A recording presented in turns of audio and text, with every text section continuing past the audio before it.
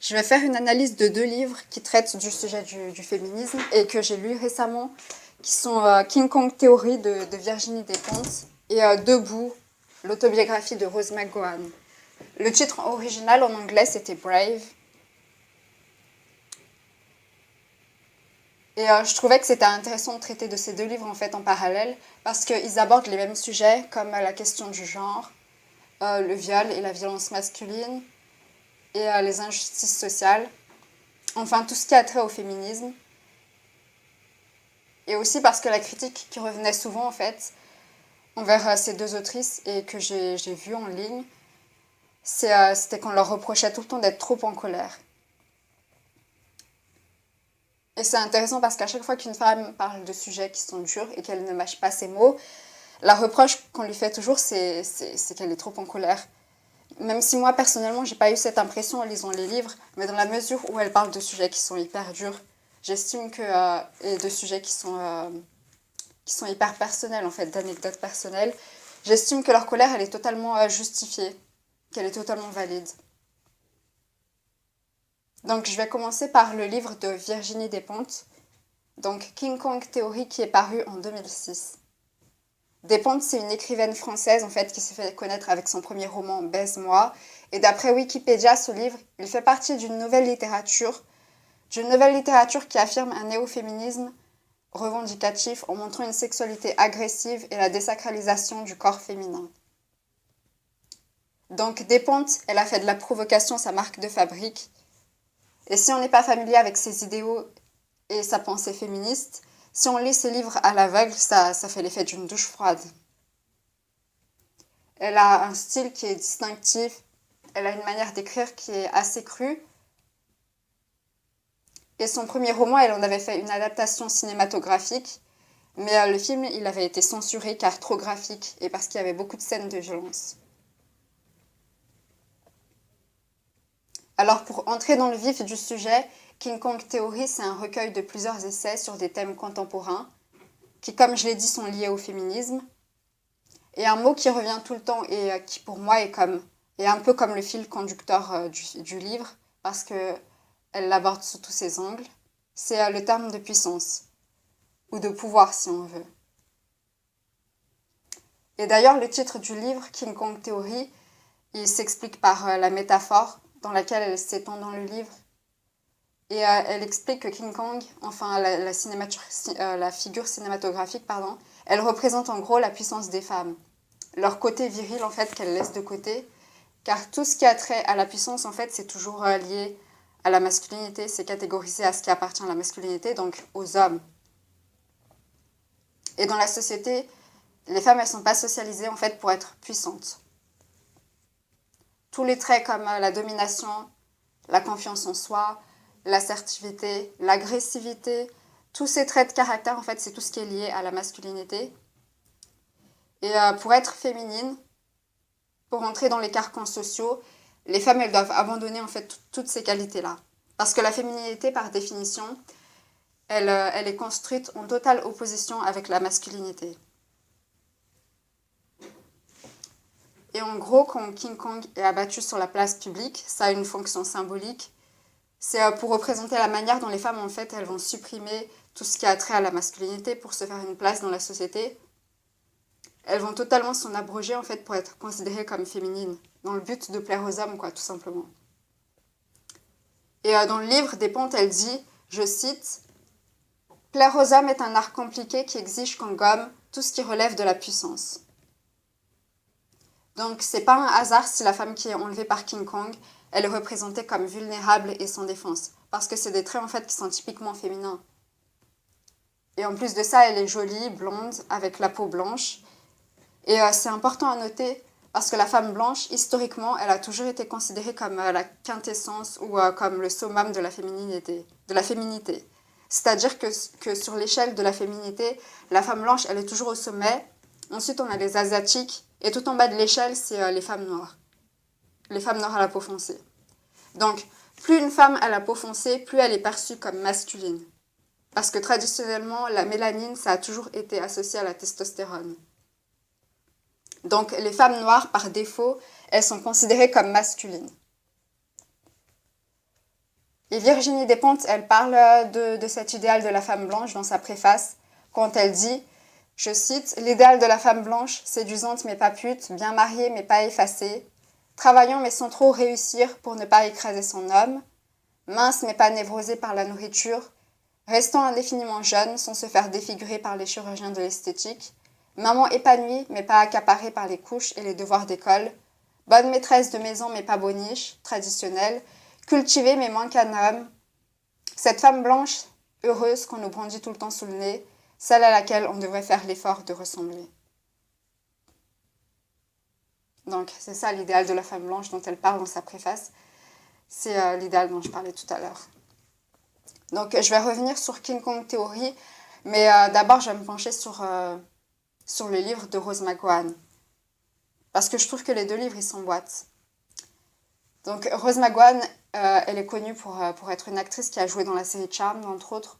Et en gros, dans son livre, qui, comme je l'ai dit, est une autobiographie, il y a deux parties qui sont bien distinctes. La première dans laquelle elle relate sa vie avant Hollywood, et la seconde partie dans laquelle elle raconte comment elle a navigué le système d'Hollywood.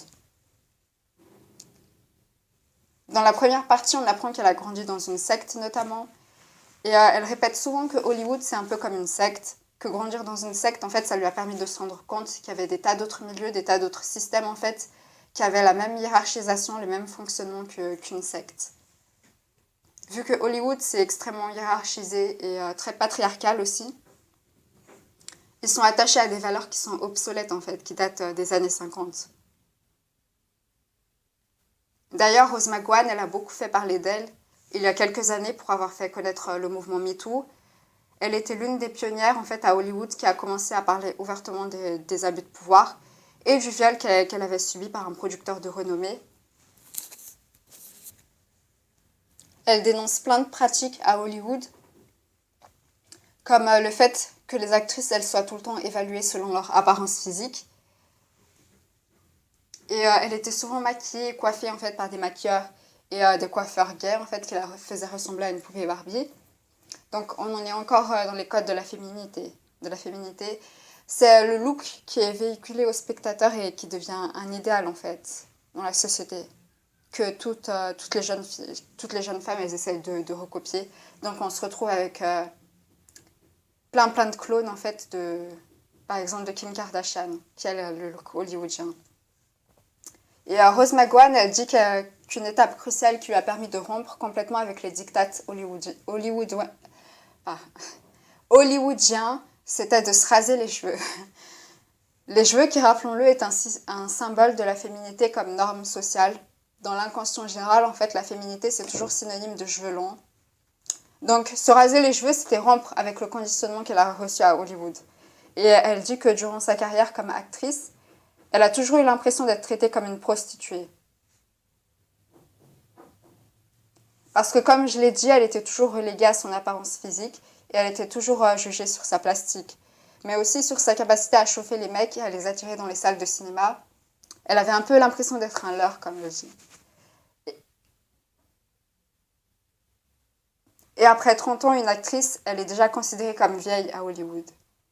Elle est reléguée à des rôles de second plan au profit des actrices plus jeunes. Virginie Despentes, elle parle aussi de sa carrière dans la prostitution, mais bizarrement, elle n'en parle pas en termes négatifs.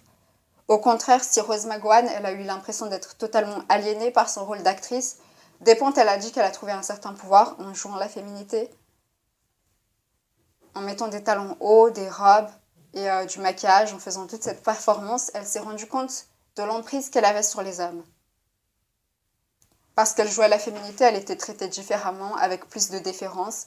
Elle était perçue comme une femme fatale, alors qu'à la base, elle est garçon manqué. Donc, pour elle, c'était comme un jeu. Et en ce sens, ça lui a donné un certain pouvoir qu'elle n'avait pas avant. Rose McGowan, c'est tout l'inverse. Elle dit qu'elle avait l'impression d'avoir aucun pouvoir en tant qu'actrice.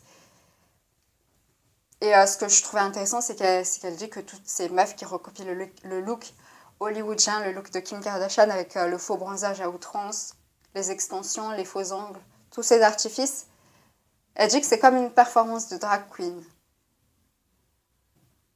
Donc encore, on en revient à la féminité comme performance. En plus, les drag queens, c'est des hommes à la base qui font, qui font un peu comme une parodie de la féminité. Donc c'est intéressant parce qu'on dirait qu'être homme, c'est être neutre, que c'est la norme, tandis que la féminité, c'est une performance. Même si tout le monde dit que le genre, c'est une performance, j'ai plus l'impression que la masculinité, c'est pas tant une performance, mais c'est plus la neutralité. Un autre thème qui est abordé dans les deux livres, c'est celui du viol. Donc Rose McGowan, elle relate son viol et c'était la partie du livre qui était la plus dure à lire. Et la manière dont c'est raconté, ainsi que les traumatismes qui s'en suivent et dont elle parle dans le livre, ça conforte le lecteur en fait dans le fait que ça s'est réellement déroulé. Parce qu'il y a beaucoup de détracteurs en ligne qui disaient qu'elle a inventé tout ça et qu'elle avait menti, mais ça arrive à chaque fois qu'une femme elle accuse un homme de viol. On va la suspecter de juste vouloir ruiner la carrière de l'homme, de vouloir ternir sa réputation. Alors que dans les faits, seuls 2% des accusations, c'est des fausses accusations. Donc dans 98% des cas, les victimes, elles disent la vérité. Donc, les fausses accusations, en vrai, elles représentent un pourcentage qui est extrêmement infime, même s'il y a toute une paranoïa autour des fausses accusations de viol. Et justement, c'est encore une chose que les deux femmes, elles ont en commun. Virginie Despentes aussi, elle parle aussi de son viol dans son livre. Et un truc qu'elle reproche à la société, c'est de ne pas apprendre aux femmes à se défendre en fait dans ce genre de situation. Sachant que le viol, c'est quelque chose qui arrive très fréquemment en vrai. Même si on en parle plus librement seulement depuis que le mouvement MeToo s'est démocratisé. Jusque-là aussi, les femmes, elles en parlaient, mais elles n'étaient pas écoutées en fait. On les réduisait au silence et on les gaslightait en fait, tout simplement. À l'époque de Despentes, surtout, c'était encore un sujet qui était très peu abordé ouvertement. Il n'y avait pas de littérature là-dessus. Et l'information, elle ne circulait pas aussi facilement dans les années 80 que maintenant. Vu que c'est sur Internet et sur les réseaux sociaux que le mouvement MeToo, il a pris de l'ampleur. Et elle dit qu'au début, elle gardait ça pour elle. Parce que la société avait toujours cette image des violeurs comme des marginaux qui se cachent derrière les buissons et qui sortent que la nuit. Donc, elle n'arrivait pas forcément à mettre le mot viol, en fait, sur ce qui lui était arrivé. Elle n'arrivait pas forcément à nommer, en fait, ce qui s'était passé. Et ensuite, quand elle raconte que quand elle a pu mettre des mots, en fait, sur ce qui lui arrivait, elle a ressenti beaucoup de colère. Et elle affirme avoir voulu égorger un par un ses violeurs. Enfin, les étapes qui suivent un traumatisme, de toute façon, c'est comme les étapes qui suivent un deuil. D'abord, on a la confusion et le déni. Ensuite, c'est la colère et la rage qui prennent le dessus. Ensuite, tu as le désespoir. Et enfin, l'acceptation. Bon, peut-être que j'ai oublié des étapes, mais en général, c'est les grandes lignes pour se remettre d'un traumatisme. C'est les mêmes étapes que les étapes qui suivent un deuil. D'ailleurs, Rose McGowan, elle dit clairement que le viol, c'est une forme de meurtre. En anglais, rape is a form of murder. Et c'est même pire que la mort, vu que la mort, par exemple, en philosophie, on en parle comme l'absence de tension. Alors que les traumatismes psychiques, et ça j'en parle en termes psychologiques, c'est un état de stress intense qui submerge totalement la victime. Il y a des victimes qui décrivent leur identité ou leur vision d'elles-mêmes comme étant brisée ou morcelée. Donc c'est ça, on ne meurt pas, mais en tout cas, il y a une partie de nous qui meurt. Donc on doit faire le deuil de la personne qu'on était avant ça. Et je cite ce qu'elle dit par rapport à ça, Despentes, par rapport au fait qu'on n'apprenne pas aux femmes à se défendre coûte que coûte dans ce genre de situation, ou même dans les situations de crise. On apprend aux femmes à vivre totalement dans la peur. Et le soir de son viol, elle dit que la peur, elle l'a éprouvée dans toute sa voracité. Et je cite ce qu'elle dit dans le livre. Une entreprise politique, ancestrale, implacable, apprend aux femmes à ne pas se défendre ni se venger. Souffrir et ne rien pouvoir faire. Ne rien pouvoir faire d'autre. Donc, quand elle parle de tuer les violeurs et qu'elle met ce sujet sur la table, pour moi, j'ai trouvé ça hyper fort, hyper poignant. Parce qu'on n'entend jamais les femmes faire l'apologie de la violence. Enfin, c'est très rare. Même si dans son cas, c'est pas de la violence gratuite, mais c'est de l'autodéfense plutôt. Mais, euh, mais sur le moment, elle a dit qu'elle était tétanisée. C'est qu'après qu'elle s'en veut et qu'elle relate avec beaucoup d'amertume son inaction. Mais ouais, non, quand tu es dans une situation qui est extrême, en général, c'est toujours la sidération qui prend le dessus et qui a une réaction instinctive. Enfin, c'est l'instinct de survie qui fait qu'on se sente totalement dépassé. Et donc, pour ne pas mourir, vu que l'instinct de survie veut juste nous garder en vie, on va se faire le plus petit possible. Et pour illustrer mon propos, on peut prendre l'exemple de l'insecte, par exemple, qui reste immobile pour qu'on le croit mort, en fait, quand on essaye de l'écraser. Soit il fuit à toute allure, soit il fait le mort, en fait, l'insecte. C'est ce que j'ai remarqué quand j'ai essayé de tuer un insecte une fois. Et j'ai trouvé cette explication qui est donnée par Anne-Laure Buffet sur Internet, qui dit qu'un traumatisme psychique est un événement qui, par sa violence et sa soudaineté, entraîne un afflux d'excitation suffisant à mettre en échec les mécanismes de défense habituellement efficaces. Le traumatisme produit souvent un effet de sidération. Donc la sidération, c'est quand on ne peut plus bouger, quand on reste bloqué sur place. Et elle décrit la sidération comme un état de stupeur émotive dans lequel le sujet, figé, inerte, donne l'impression d'une perte de connaissance ou réalise un aspect catatonique par son importante rigidité. Donc c'est pour ça que dans les cours d'autodéfense ou de self-defense, les femmes qui prennent des cours, en fait, la première chose dont elles doivent se défaire et qui leur est instruit durant les cours, c'est de se défaire de la réaction de sidération qui est la réponse première, la réponse instinctive. The freezing response, comme on dit en anglais. Parce que c'est l'instinct de survie, en fait, qui produit cette réaction.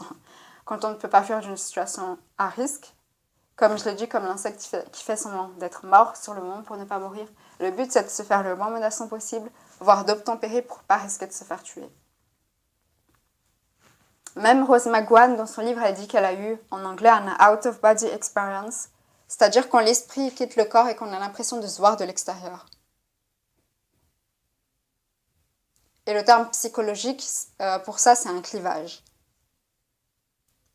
Et la définition d'un clivage, c'est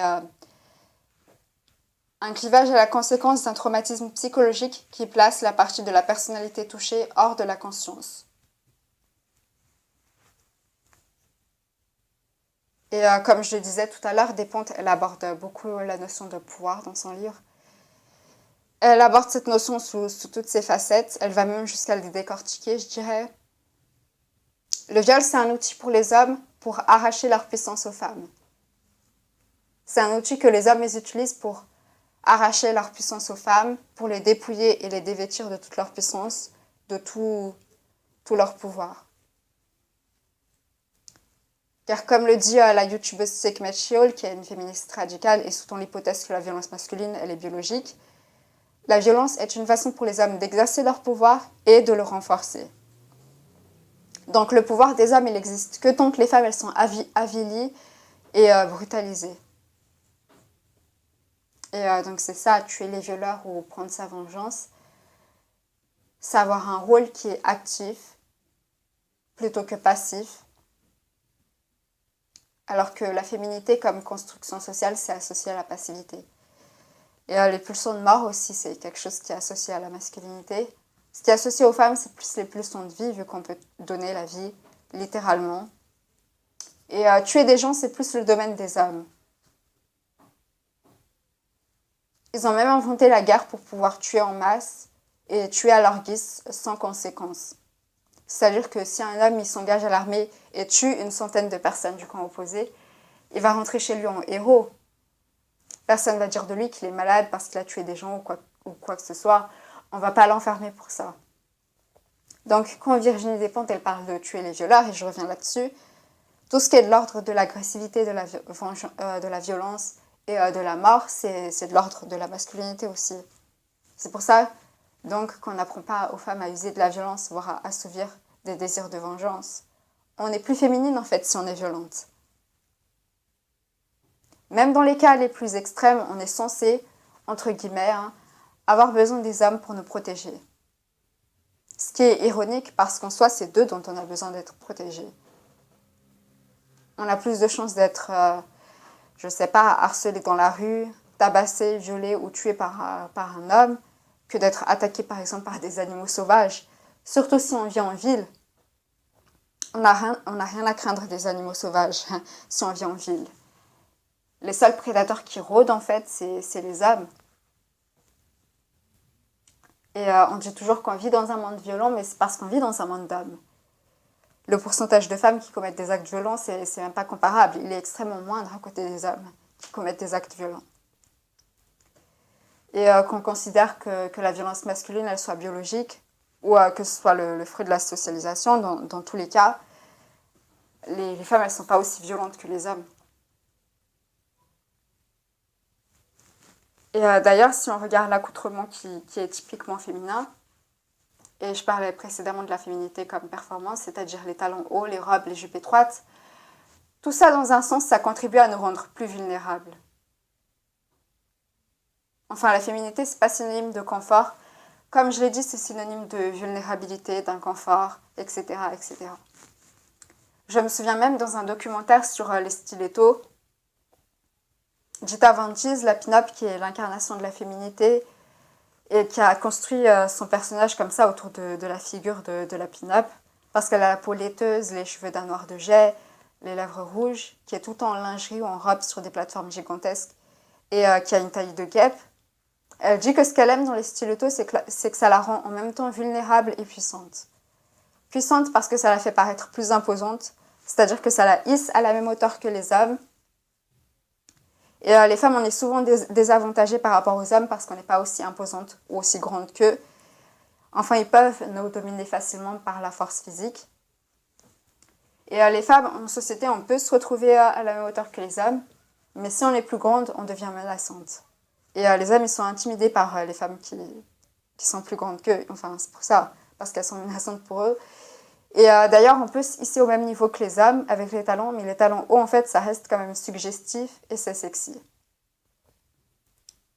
Enfin, Gita Van Teese, elle est ultra féminine. Donc, c'est pour ça que sa vision de la puissance et de ce qui la rend puissante, c'est toujours énormément influencé par le male gaze. C'est-à-dire que c'est les craintes, c'est les désirs et les attentes des hommes qu'elle utilise toujours comme baromètre pour son idée de la puissance. C'est un peu comme le féminisme libéral de Beyoncé, par exemple. C'est un féminisme commercial et mainstream comme ça qui tente de subvertir le male gaze en jouant le jeu de la femme-objet, mais qui au final entre quand même dans les carcans de la féminité. Donc, elle se plie aux règles patriarcales toujours. Et au final, les stilettos, ça rend surtout une femme vulnérable parce que c'est extrêmement contraignant et pénible, que ce soit pour marcher ou pour tenir debout, encore moins pour courir. Enfin, ça limite énormément la façon dont on occupe l'espace et ça cambre notre silhouette d'une façon qui n'est pas naturelle.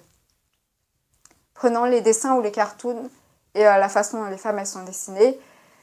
Elles ont toujours une grosse poitrine, elles ont toujours une taille hyper fine et des hanches généreuses.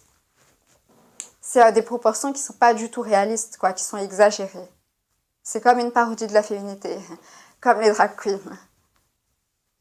Et Gita Van Teese, elle met beaucoup de corsets comme ça qui rendent la taille la plus fine possible.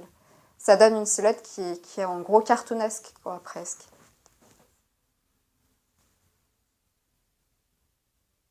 Et je me souviens dans la même veine, Kim Kardashian aussi, elle avait mis un corset en fait au Met Gala.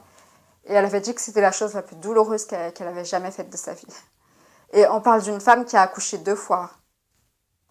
Enfin, Sekhmet Chihol, elle parlait de ça dans une de ses vidéos.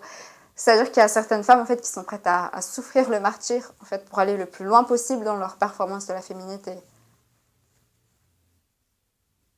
Enfin, j'imagine qu'à l'époque, c'était monnaie courante en fait, pour les femmes de porter des corsets. Et j'imagine que c'était tout aussi pénible et tout aussi contraignant. Mais maintenant que la mode, elle a évolué, je vois pas l'intérêt de s'affliger cette torture. Donc, je vais m'arrêter là, en fait, et je pense que j'ai fait un peu le tour de ces 2 livres. C'était certains thèmes, en fait, que je voulais aborder. Je trouvais ça intéressant de le faire en parallèle. C'est deux livres en fait que je recommande à tout le monde de lire, surtout si on a une conscience féministe. Et je ferai peut-être une seconde partie en fait si je trouve d'autres points que je veux aborder dans ces livres.